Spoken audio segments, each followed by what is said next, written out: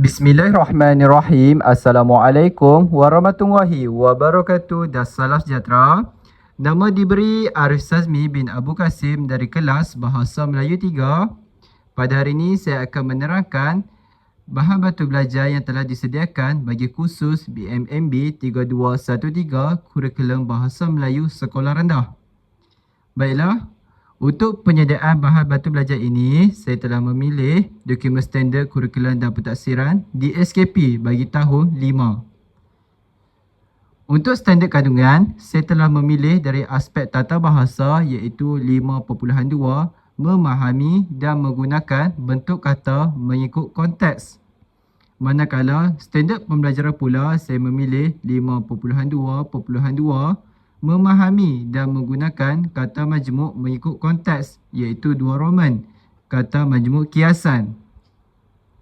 Bagi objektif pembelajaran ini adalah pada akhir pengajaran dan pembelajaran, murid tahun 5 Al-Farabi dapat memahami makna kata majmuk kiasan, seterusnya membina ayat daripada kata majmuk tersebut.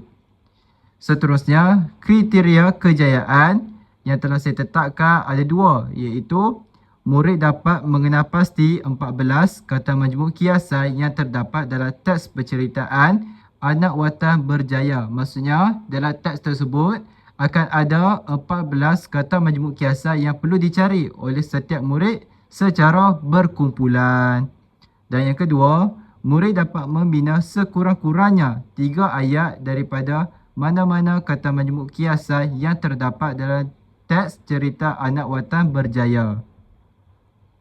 Seterusnya, komponen utama bahan batu belajar ini termasuklah buku teks iaitu buku teks tahun 5 muka surat 102.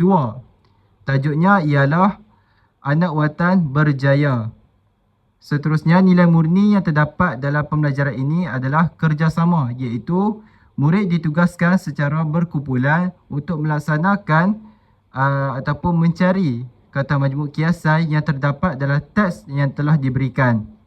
Dan yang kedua, kerajinan iaitu dalam teks cerita Anak Watan Berjaya ini, ia menceritakan tentang seorang anak muda yang sangat rajin bekerja dan seterusnya memberikan teladan yang baik supaya dapat dicontohi oleh setiap murid.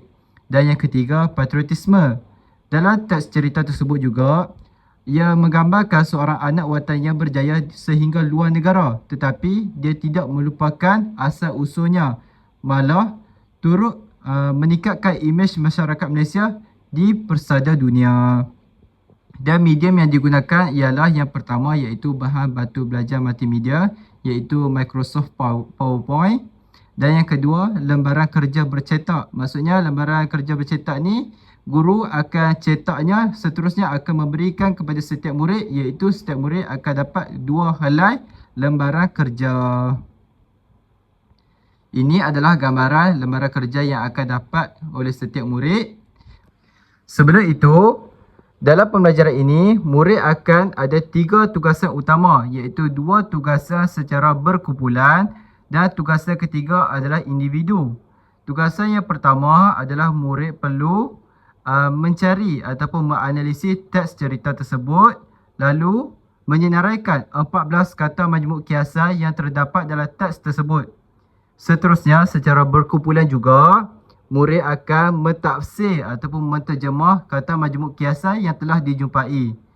Dan yang terakhir iaitu individu, murid perlu memilih sekurang-kurangnya 3 kata majmuk kiasan yang telah mereka jumpa. Seterusnya, mereka akan membina ayat bagi menunjukkan bahawa mereka faham tentang penggunaan konsep kata majmuk kiasan tersebut.